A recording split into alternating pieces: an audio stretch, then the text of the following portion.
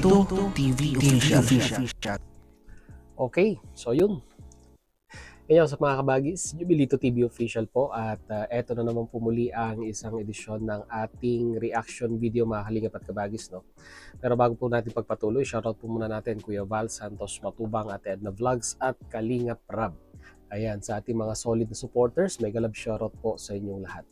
So ito na nga mga kalingap at kabagis for today's reaction video. Gawa lang po natin ng reaction at muli po pagbibigay ng ating personal opinion regarding po dito sa naging recent na video upload ni Kalingap JJ na kung saan ay nagbigay po siya ng kanyang sabihin na nating pananaw regarding po dito sa usapin na kung saan ay si Beyonce ay parang nagkaroon na siya ng hint na parang pinapayagan na or gusto ng payagan, no? Although ito yung mga kwan pa lamang po haka-haka, no? Or pananaw ni Kalingap JJ dahil mayroon siyang mga tatagpi-tagping circumstances at pagkakataon patungkol kay Beyonce sa mga regalo na gusto di umanong ipa-vlog, ay parang napagtatagpi-tagpi niya ang mga senaryo na parang itong si Kalingap Rab ay parang nag-open up na at binibigyan na or gusto nang bigyan ng chance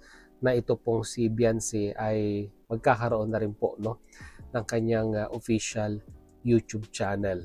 So bago po natin pagpatuloy ang ating reaction video, mga kalingap at kabagis, ay siguro po ipakinggan po muna natin ito pong si Kalingap JJ para magkaroon po tayo ng konteksto doon po sa ating gagawa ng reaction. So narito po mga kalingap at kabagis, panoorin po muna natin si Kalingap JJ. So ano po ba yung hint na yun, mga kalingap? So yung hint na yun, yung binigay ni Charmaine na tawag dito, yung Graham Boys. Di ba po sabi ko kasi doon na may regalo si Charmaine sa Etsy na purple shirt, di ba po? Imagine bringing your side project to life. Dali lang po. Skip lang natin ito. Yeah, patuloy natin. Shirt. Tapos, tinanong ko po kung nabuksan niya. Tapos, sabi po niya doon, hindi pa raw. Hindi pa. So, tinanong ko kung bakit. Kasi, ano daw po, ipinapa-vlog.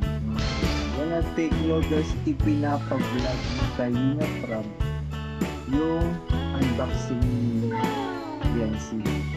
So, nasa isip ko noon, sabi ko, baka sunod na part ng Etsy, hindi kaya, di ba po? Kasi nga, ang tagal na kung hindi nasundan, di ba po? Matagal na, yun po September 12 onwards, hanggang 15.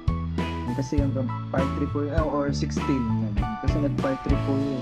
Part 3 yung birthday celebration of Beyonce. So doon, ito lang din sa sinabi ni Beyonce, binigyan ako ng hint sa isip ko. Naisip ko na marahil si Beyonce ay magbablog, mga kalingap. Kagaya ng vlogs ni Carla, diba po? Knowing Carla, diba po, meron na po siyang channel. Kitang-kita naman po natin kapag nag-upload po si Carla.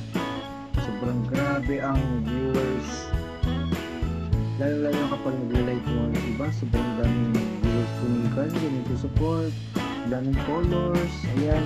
So marahil po mga kalingap, yung pong sinabi ni Beyonce, baka yun po yung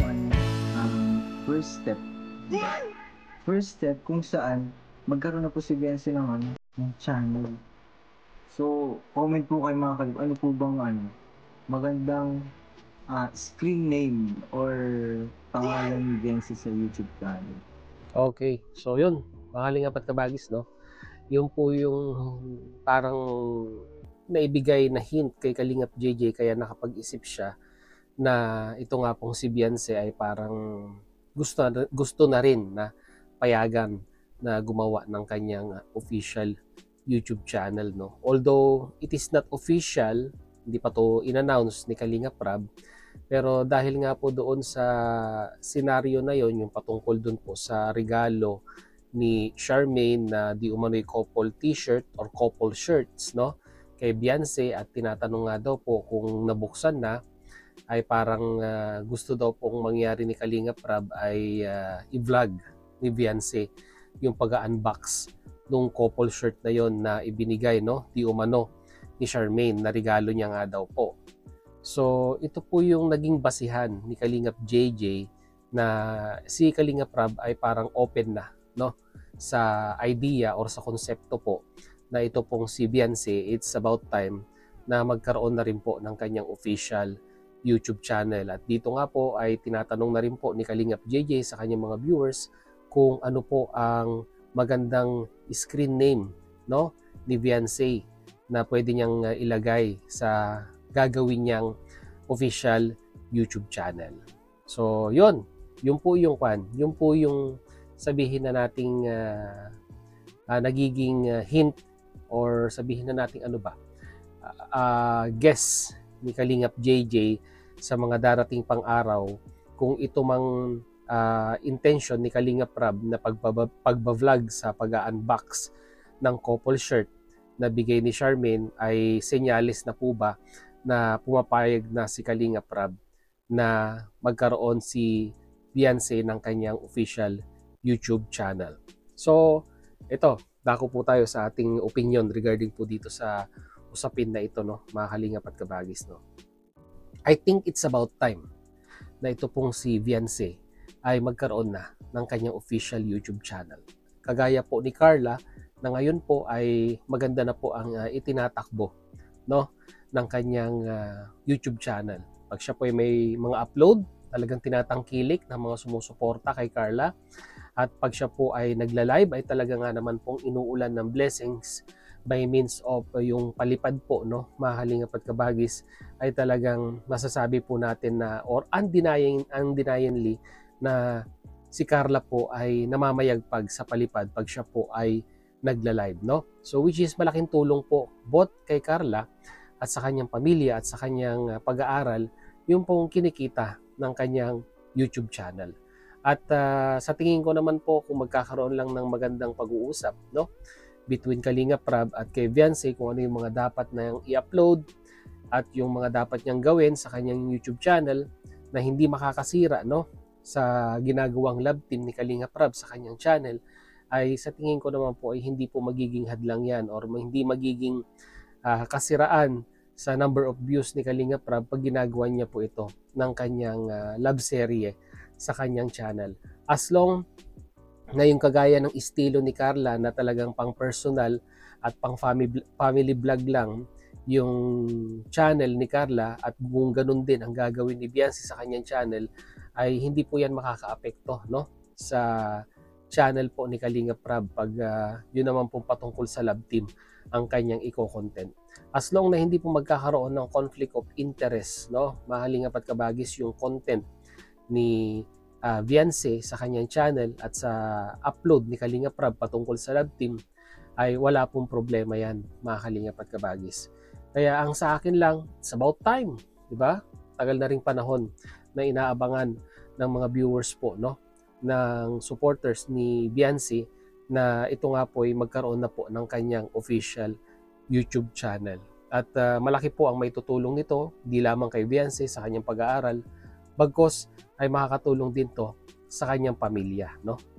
Yun lang po ang nakikita nating mga advantages nito pag ito pong si Beyonce ay magkaroon na ng kanyang YouTube channel. At alam ko naman na kagaya rin ng ginagawa ni Carla na pagre-respeto kay Kalingap Rab in regards sa mga content na nilalagay ni Carla sa kanyang channel, ay ganun din naman si Beyonce, no. Marespeto rin pong bata yan at talagang sabihin na nating susunod po siya kung ano man yung magiging dapat, no, na mga content na ilalagay niya sa kanyang YouTube channel. So yun lang po ating reaction video for today, and yan, congratulations in advance kung sakali mang matutuloy ito pong plano or yung ikangay usap-usapan na parang ang ito na yung opening na kung saan ay magkakaroon na eventually ito pong si Beyonce ng kanyang official YouTube channel. So ano sa tingin niyo, mga Kalingap at Kabagis, it's about time na po ba? Lagay niyo po sa ating comment section. Ayan, pag-usapan po natin. So yun lang po ating reaction video for today, and once again, kung nagustuhan niyo po ang ating reaction video for today, ay paki-like naman po, no, mga kalingap at kabagis. At kung hindi ka pa po nakasubscribe, ay syempre po, subscribe nyo na po ang ating YouTube channel, mga kalingap at kabagis. So hanggang dito na lang po, huwag na po natin patagalin. Once again, this is Jubilito TV Official, proud member po ng Team Koos at ng Team Bios. As I always say, mga kalingap at kabagis, peace, God first, God bless po. Bye!